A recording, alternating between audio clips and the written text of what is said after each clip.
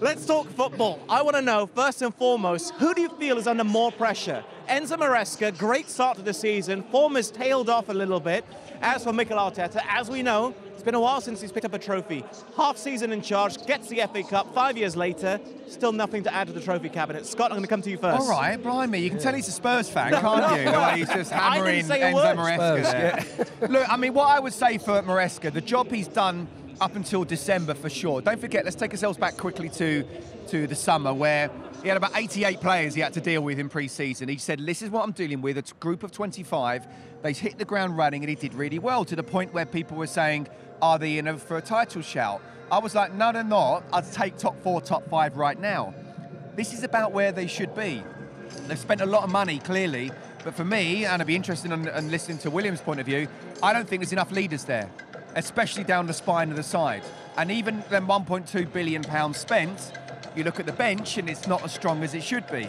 So I think it was really harsh that Maresca would be under pressure in his first season. If he wins the Europa Conference, which he should, and gets them into the top 5, that's a really good season. And yet you feel that Arteta's been long enough in the job to say if he doesn't do anything this season, he should be under pressure. I still feel he does it. I like him, and I want him to keep on chasing and chasing, but if he doesn't do it next year as well, then he's under real pressure. But Maresca's under more pressure.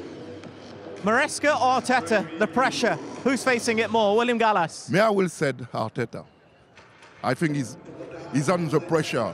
Even if we know now they will finish second of the league, but don't forget, 2 years ago it was the same, last season it was the same.